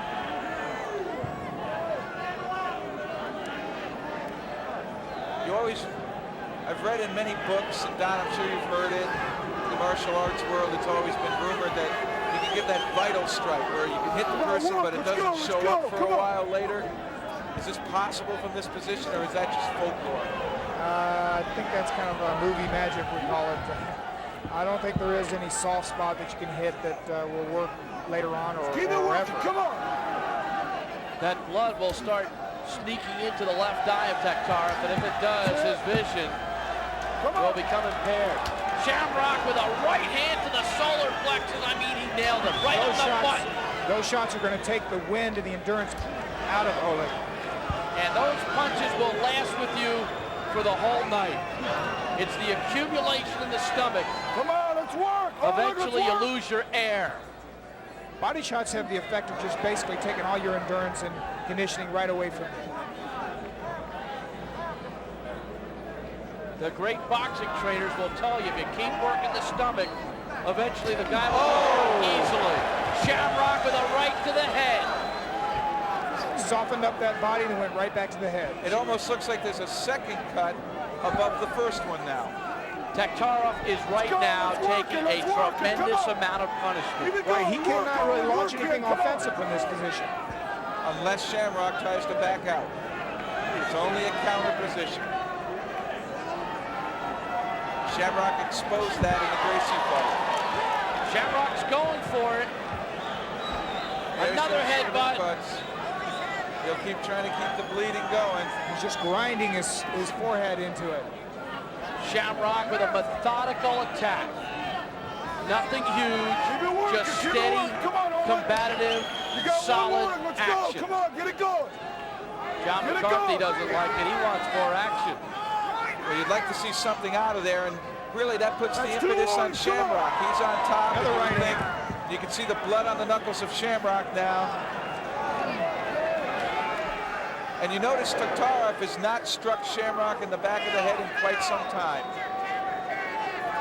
You wonder if either his arms are tired or if his knuckles are sore or maybe potentially broken.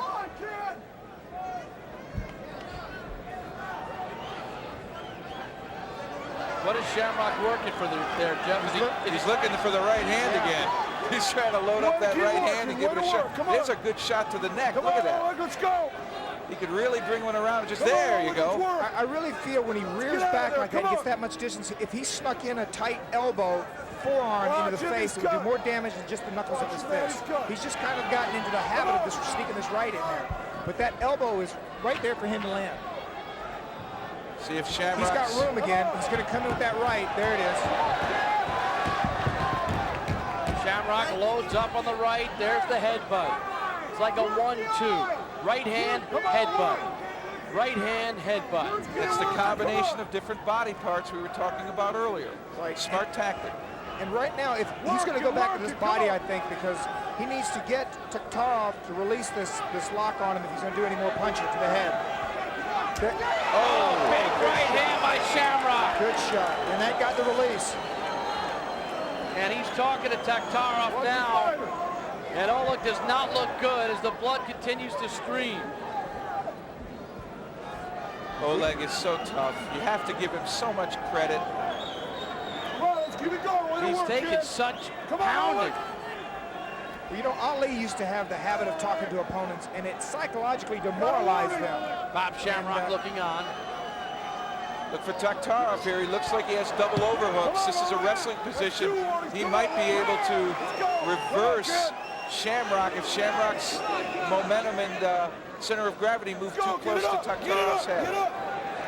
Up, here we go again. Up on their feet. Shamrock has some swelling a little bit on the left side of his face, close to the eye. This is the second reset. It's at the 20-20 mark. I want you to work. From the looks of him, I think fatigue-wise, Shamrock has the advantage. He's not quite as tired as Oleg. Second reset. As bloody as Taktarov looks, he's still tremendously conditioned.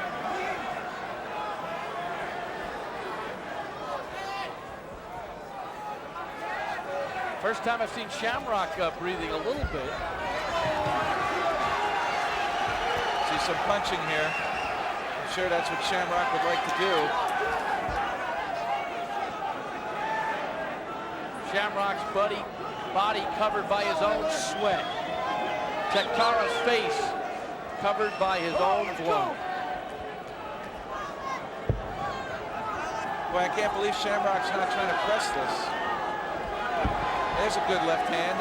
You're right, Doc. Some jabs here could do tremendous damage to an already swollen Taktarov face. Not in the guard yet. He's not in the guard. He's close to it. He doesn't have both legs outside, though. He's in a position where, he's really in a bad position here. Shamrock, he could get rolled. You see him posting. If his head comes too close to Taktarov's, he'll try and roll him. This is that elevator position that Taktarov has seen before. He's back to the guard. Let's go, let's work. Clearly, the offensive power has been demonstrated by Shamrock. Defensively, Taktarov's done a good job to keep himself in it. Taktarov had a little bit of a chance there, though, Jeff, didn't he? Or was it the fact he didn't have enough power? It was Shamrock kept his weight over his knees. He didn't lean forward. If he had leaned forward, he could have been rolled. Shamrock's wrestling ability there kept him in it. Didn't allow him to make that crucial mistake. 22 minutes into the super fight. Bruce Beck, Jeff Blatnick, Don the Dragon Wilson with you from the Octagon in Buffalo, New York. Oleg Taktarov and Ken Shamrock. Shamrock has been in that same position with Taktarov in the guard throughout this super fight. There have been 2 resets, and at 30 minutes, there will be a 5-minute overtime.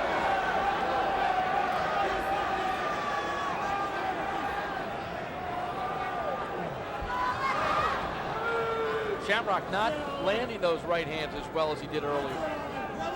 That's because his right arm is underneath. Oleg is doing a much better job now of, instead of thinking offense, he's purely working the guard. All he's going to do is try not to get hurt. That's the first offensive punch we've seen Taktarov throw in a while.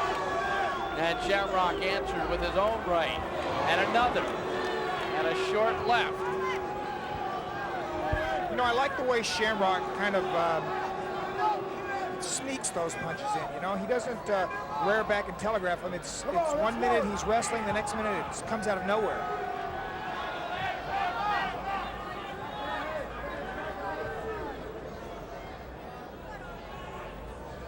Comes a headbutt. Oh, this could be a good chance for a headbutt. Oh, sneak right hand again. There it is. Taktarov's blood around the left eye, the right cheek heavily swollen. And there you can see why the guard is so effective. With the arms on the outside like that, it's hard for Kenny to get a punch in. Oh, good rib shot. You can feel that. Shamrock was criticized by some who said that he tried for a draw against Gracie. That's because Gracie has such a fan base that they all were expecting, well, why didn't Shamrock try to beat Gracie there? It's because the guard is basically designed to beat the top guy if he gets too offensive. The guard is not an offensive weapon. It's that simple. It is a defensive weapon that can be offensive if the top man makes a mistake. I think what Ken proved, though, in that fight with Gracie is that Gracie couldn't beat him. Exactly. And that's an accomplishment itself. Come on. The referee here could actually bring them back to their feet. And the crowd boos, looking for action. Almost 25 minutes. There is a 30-minute time limit, a 5-minute overtime, and if nothing is decided, then it will end in a draw. And I really believe at this point that's all Taktarov is trying to do. I mean, that is no criticism. In a survivalist fight, which this is, that's a smart tactic at this point. And as far as Shamrock is concerned, Don, if he gambles, he really loses the advantage of controlling the fight, which he has right now. Right, he doesn't want to go off balance and lose the leverage and make a mistake right now. Against most fighters, you would think that he would have worn him down already, but Taktarov is so tenacious. There's that thumb choke to the throat. That got Taktarov's attention. Maybe right now is the time to throw a hard. There you go. That's what you got to do. Go from choke to a punch to a headbutt, back to a choke. Come on, let's work. Body shot by Shamrock. Back to working his ribs. He's working the low end. This is setting him up for the high end. There it is. If we had punch numbers tonight, it would be about 8 or 9 to 1 in favor of Shamrock. Now back to the headbutt. Oh, Oleg doing a little headbutt, but I'm not sure if that's so smart when you have a cut. No, in the position he's in, he can't get his forehead under Shamrock. Basically, he'll be headbutting with his cheek. Come on, let's work. That blood's starting to flow again pretty well. It's leaking right up into the hair now. Oh, good left hand. Come on, guys, let's Taktarov ended up in the hospital after his last bout with Tank Abbott, but that was because of the altitude as much as anything else. Those are good shots to the lower ribs. Again, Shamrock chopping away, doubling up on the right hand. Those are the shots that have gotten Oleg to totally release that head. Exactly. And that's what when he sneaks that right in, when he releases the head, he sneaks the right in. So they're definitely hurting. Good call, Don. That's exactly what he's doing. Come on, it's a warning. Let's go, Oleg. See if he'll follow up with a headbutt or something, if he can get some leverage up towards Taktarov's head.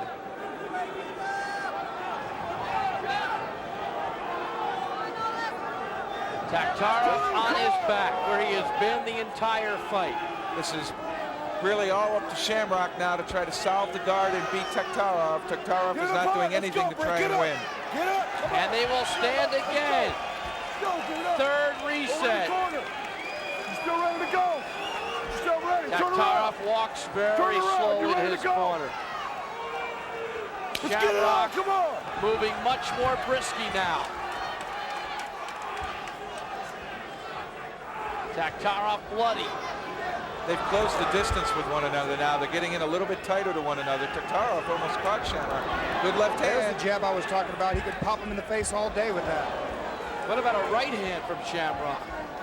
That's his big out punch. He used it against Gracie. Taktarov showing some punching ability. And Oleg has told us a number of occasions Keep it going. he Come likes on, to guys. punch. Working good. Let's go. Well, neither of these guys are great punchers or kickers, but right now at this point, both of them are so softened up, I think they can land a good shot. Now they're back to the grappling again.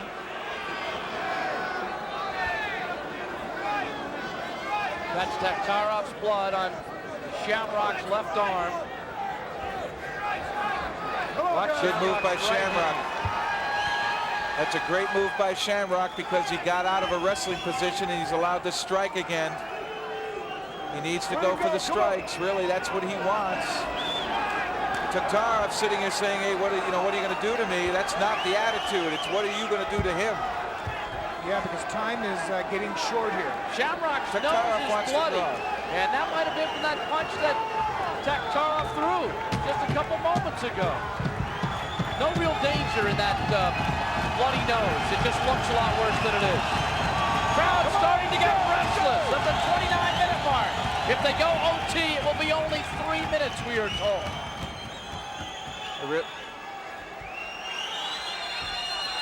Come on, let's go. Taktarov Get it really going. seems to be going for a draw here. Don't you kick. Don't kick. Go. What was that? Go. Don't kick. What was that? I don't know. That kicking was legal. Maybe with the shoes on, they're saying he can't do that. Well, that could be correct. He's got shoes. I didn't know that was a rule. Taktarov can kick. He's got the bare feet. Good jab again. He really should be pumping that. 1, 2, doubling it up. Come on, you got 30 seconds. Well, they're left. not Let's go, strikers. guys. They're not boxers. They're not kickboxers. They're grapplers, really. That's their expertise. But we had figured Shamrock was the better puncher, but it really hasn't turned out that way. And Taktarov landed a very good left right to that bloody nose of Shamrock. And Taktarov's almost excited about being on his feet. There's the horn. 30 minutes in. 3-minute OT. 3-minute OT. It will start very quickly. Great stamina, great tacticians. This match has it all. It may not have the punching brutality and quickness of a bar fight, but in terms of martial arts science or discipline, both of these athletes are doing a superb job. And in terms of survival, Oh, that's the key in a fight. top rate. That's what Don, you're a defendo right now. That's exactly what these two are Good. Stay doing. right there. Right. Well, it's not that I'm not an offenso either, but defense first, offense second. You're a Gotta counter fight, you guy. understand? Right. Okay, Taktarov looks a lot Let's get better it going. than he Come on. did at the 22-minute mark. Maybe it's because he knows he's only got to go 3 more minutes. What he's got to watch for here is a big right from Shamrock. A pure boxing KO could knock him out. Shamrock's almost better disengaging and punching. That was a nice headbutt too. He brought it right up. Nice knee. Way to go. Keep it going. Good. This is overtime. If it ends in 3 minutes, we've got a draw. I am amazed at the stamina these two have. Here's where something could happen. A punch. Shamrock tried to land the uppercut. He did not score. Good tactic, though, catching Taktarov, bending his head down to avoid an overhead. Taktarov's got to watch the straight right hand. A jab will not knock him down. Ken needs to keep pumping that jab out there. That's what a boxer will use. Oh, the right hand! And Taktarov barely moved. I don't know why throw Ken, that jab out there and set up the right. and I don't know why he didn't follow up that one right hand. Probably fatigue. Put everything in the one shot, hoping to knock him down or open up the cut. Shamrock probably has the winning formula in that one hand. And that's probably the only way at this point. There's blood in Taktarov's eye now. There's blood in Taktarov's eye. He's having a hard time seeing. He's squinting an awful lot now. Knee by Shamrock. A minute 20 left in overtime. I wonder if Shamrock even knows that Taktarov's having a hard time seeing. If he were to break clean, he'd catch it. Keep it moving, come on. And that's the eye that would be susceptible to a right hand. Look at it, look at it. You can see him squinting. He's having a hard time seeing out of it. That's the cut from earlier that just dribbles into the eye. Shamrock Whoa. breaks again and lands See the that? right. He's trying to get out of there. Kenny must be tired. He's not pursuing. A minute to go. Crowd getting up again. And Taktarov, smart move for him. Taktarov retreated. He doesn't want to get hurt. I think he's going for the draw. Oh, he definitely is. I think he's been doing that since the 20-minute mark. Shamrock had his biggest chance in that last minute with the blood in Taktarov's eye, and both fighters on their feet. Headbutt by Shamrock. 20 seconds to go in this super fight in UFC 7. This is not a point fight. This is a knockout or submission fight. And unless Shamrock can do it here, even though we could say he would have won on points, he will not get the victory, and there it is. A draw in the super fight.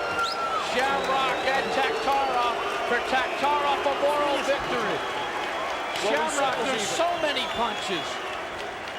We said it was an even matchup, and we predicted it. Very even. 33 minutes. Come on. Taktarov, amazing defensive fighter. Very good on defense, did a great job of keeping Shamrock off of him. Shamrock did a lot of offense. If it was a point contest, Shamrock would win it. Going but you away. need a knockout. You need a knockout or a submission. So can Shamrock and Oleg Taktarov end up in a draw? Ladies and gentlemen, the super fight has been declared a draw. Let's hear it for Oleg Taktarov and Ken Shamrock. 33 minutes a draw. Common respect there. Here's where we are in the championship round of UFC 7. Paul Varelans, who's already defeated Jerry Harris and Mark Hall, and Marco Ruas, who has toppled Larry Curtin and Remco Pardue. Varelans and Ruas. Ladies and gentlemen, SBG Sports Corporation presents the final match of the evening. This is for the Ultimate Fighting Championship 7 Championship. Once again, your referee will be Big John McCarthy. Without further ado, ladies and gentlemen, from the War Memorial here in Buffalo, New York, let's get ready to rumble!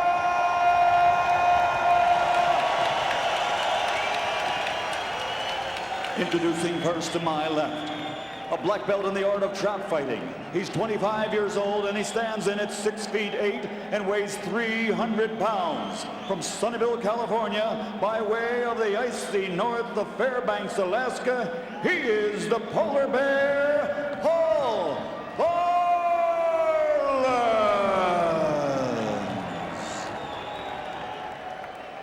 And his opponent across the octagon, 6 feet 1, 210 pounds, 4-time Brazilian Muay Thai champion, state heavyweight boxing champion, and reigning Brazilian Vale Tudo champion, undefeated in bare knuckle matches, from Rio de Janeiro, Brazil, the king of the streets, Marco Ruas.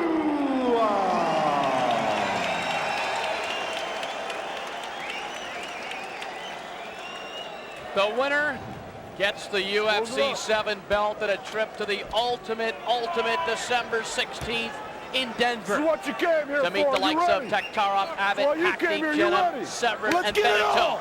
Here we go. Finals of UFC 7, and Varlins, as usual, streaks across the octagon. Ruas shows some punching and a kick to the body. Oh, nice combinations, kicks and punches, one after the other. And you have to remember, Ruas has some boxing talent. Varlins 300 pounds, Ruas 210. This just might be too much quickness for Varlins. Well, you know, Ruas is the best puncher kicker that I've seen in here so far. That little demonstration there was the best kicking and punching I've seen in the event. This is what Ruas got involved in his last fight against Pardue, standing up against the fence. Beautiful job of keeping himself balanced. Watch Ruas lift that leg. That takes away any kind of trip Varlins can have. Varlins beginning to punch with the right hand. I just think Varlins is not going to have the experience to deal with Ruas. I mean, he gets him on the ground. I think it's going to be, eventually he's going to make a mistake. Again, a kick from Ruas. And a left hand, a jab from Marco Ruas. Varlins is bloodied already in the nostril area, but he usually bleeds from there. Not unusual to see that early on. Well, it says that Ruas is a Thai boxer, Muay Thai, and he's demonstrating it now. He's kicking the front leg, the thigh, which is a Thai technique. And you notice now Varlin changed his stance. He's now got that leg back. You got to wonder if that had an effect. Oh, I'm sure it did. I'm sure it did. That thigh is very vulnerable. Look at how red that thigh is. If you can see that on your screen, just above Varlin's left knee, there's a big area of red. Ooh, left cross. Ruas showing some fine boxing skills. David against Goliath. Varlins with a kick. His punches are slow. Varlin's punches are slow. He's awful moving wide, slowly, too. Another kick by Varlins. Got to knock the feet out from underneath Ruas. Don, do you think Ruas is trying? Oh, look at this. Varlins picks Ruas off, looking for a choke. Doesn't have it.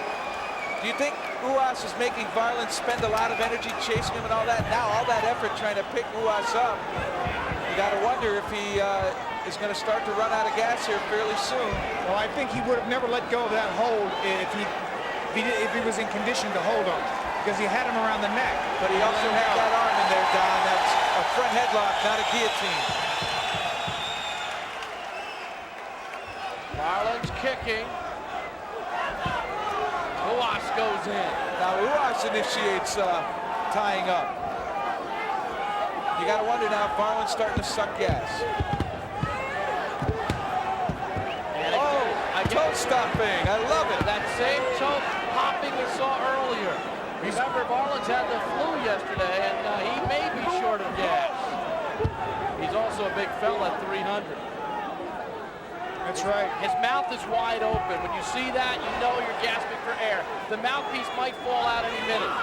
That's a sure sign of exhaustion. Ruas now has to maintain enough pressure to keep him tired and just pick his openings and continue to retreat. I guess Garlic can only go so far. Exactly. 3:30 in. I think it's a mistake for Ruas just to let him sit there against the fence. He should move him around, make him have to move. Spend energy. The more energy you spend, the easier it'll be to take him out. Varlins does not want to end up on the ground. I don't think. Not against Ruas. Good knee by Varlins.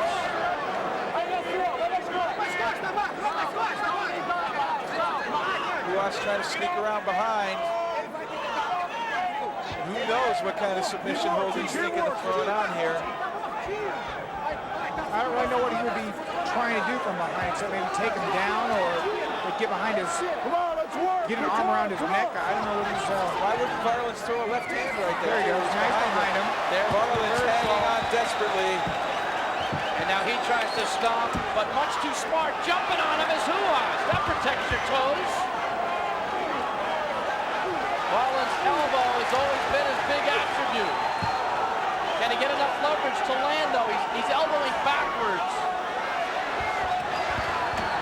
He's missing with the elbows. He's catching them with the tricep, not the bone part of the elbow. Varlins does not want to go down. If he goes down, he's going to be like a bus dropping. Almost now 5 minutes. I'm not sure what Ruas went for to get in this position. I mean, unless he's just thinking of taking him down maybe from here. There's some uniqueness with that arm over the top of the octagon, latching onto the fence from the reverse side. Now he's got both hands on the octagon. I think it's the octagon that's holding him up at this point. I think so too. If he loses the grip on the octagon, he might be rolled backwards. Right, he's going to be taken down if he does. How long can he hold on, and what can Ruas do to soften him up?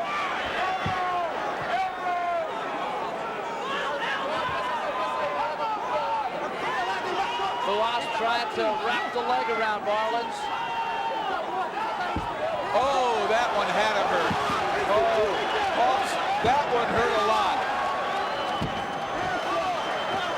Once again, it's countering of feet. Foot for foot. And a smashing foot drive by Ruas. Well, this is a new form of striking here. Foot stomp. It's pretty effective, though, as we've seen tonight. I'm amazed that I really don't know what Ruas is trying to do. I imagine he's thinking, hey, Varlin will let go of the fence, but he's not. The crowd is getting up and enjoying it now. Varlin's trying to work that left arm back and elbow Ruas, but Ruas won't let go of his gut. Those are really missing. You can see Ruas just watching that arm. And he's low enough, because he's only 6'1", he's 7 inches smaller, Don. It's almost an advantage here because he can't get nailed in the head. Right. Well, Varlin's now coming off a little bit of that fence. One arm over, one arm latched in the middle. Come on, let's go, let's go. Come on, Paul. Varlins has that fence very securely held. And Ruas showing patience, just trying to get the big man off of that fence. Well, if he gets off the fence, the next thing is they're going to be on the ground.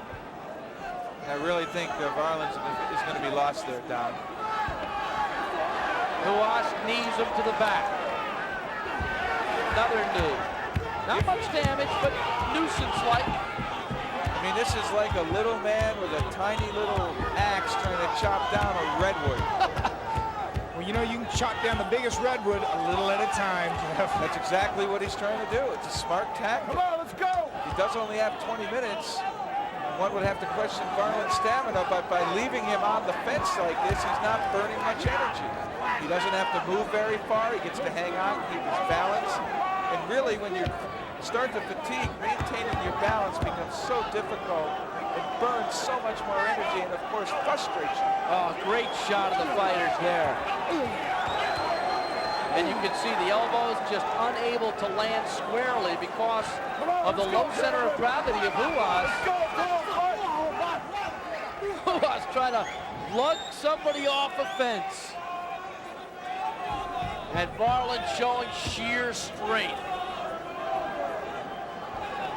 Well, Ruas is dealing with a lot of weight on top of that strength. I mean, he's a strong man, but there's a lot of weight being pulled around out there. That's one warning. Come Sure on, get is. it That's a going. warning. Next warning is a reset. You know, you almost want to think that he wants to jump up on his back and go for a choke. Throw both legs in around the waist, reach up around that neck, and just go wherever Varlins wants to go and just maintain the chokehold. Marvelous crowd here in Buffalo. They go with what they want, and they can change in a Hey, minute. get over here. Let go, let They go, are let real go. fight fans, Let and go, now we let get a go. reset Get over there. from Hold John on. McCarthy. at 9:10. 9 minutes, 10 seconds in unofficially. Start it A up. reset. You ready? You ready? Let's go. Get it on. And here they go again. See, now this is burning a lot more energy for Varlins. He's got to move. He's got to pace. He's trying to think. And if he gets frustrated, that just compounds fatigue, accelerates it. Different tactic by Varlin. Hands up, looking like a boxer. But he sometimes switches to southpaw and doesn't even realize it. Oh, good kick answer by Varlin. A counter kick, a la the Dragon. You know what happens is when you've been hurt to the leg, you want to hit the other guy in the leg. How's his technique? Not good, but Get it going. Come on. his attitude's good. You have to wonder if that was a mistake by Uas, letting Varlins rest against the fence. Well, I'm not sure he was letting him. I think he was. You could have let him go and started fighting again. Look at kept him there for almost 5 minutes. Right, time-wise, it could have been a bad strategic move. Varlin's playing a little bit of attitude on Huas. Another solid leg kick. You can see the bruises on his leg. He's hurt. That thigh, he's not going to be able to walk tomorrow on that leg. Heavily bruised is the left thigh of Varlins. Those are from the kicks by Huas, which are more technique-like, more precise. And I think Varlin's greatest strength is his sheer will.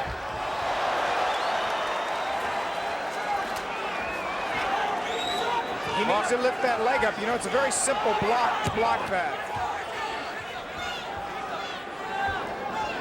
All he needs to do is lift his leg up. Look at the welts on that leg. Well, I've been there myself a few times. But all he needs to do is lift that left leg up when the kick, just like that. That's all he, there it is right there. That's the block. He won't get hit on that thigh if he just does that. There it is. Nicely done. Can Marcos now, as he lifts that leg in anticipation of that side kick, go to the other knee and just strike the posting knee? Or why not throw a right hand, Don? Well, the reason he can't do that, go back to the back leg, is it's too far away. It's not the same level. It's not the front. Grappling, back to boxing. Interesting fight here. Come on, gentlemen. Let's go. Let's go. The Japanese might have called him the most complete fighter, but Oh boy, that left leg, as he can't stand on it much longer. He really ate a big kick there. He's got to block them. There. He's got to block them. That's all he has to do. It's very simple. There it is.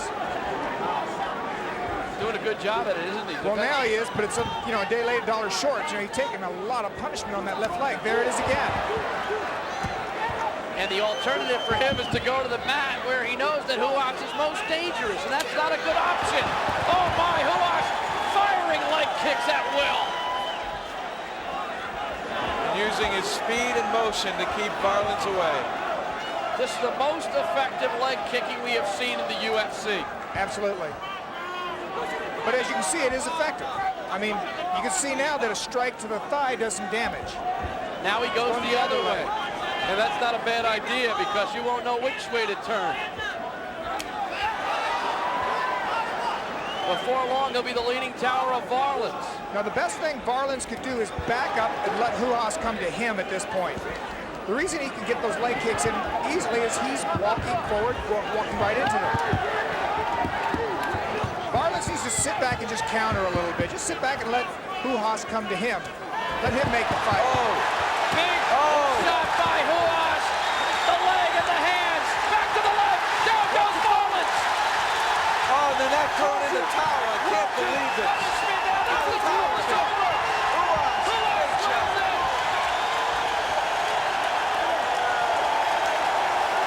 A spectacular close by Ruas. Well, Marco Ruas said he could do it all. Punch, kick, and wrestle. And he proved it tonight.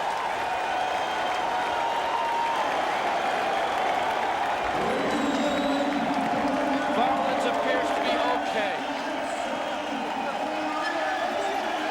Marco Ruas, a spectacular finish. Tremendous leg power. And a celebration I think he's almost in tears. Well, I think that proves that striking can be used in the UFC.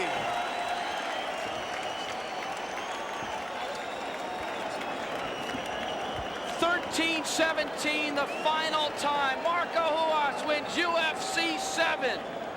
That's it from Buffalo, New York for the Dragon, Don Wilson and Jeff Blatnick and Michael Buffer. I'm Bruce Beck. We'll see you at the Ultimate.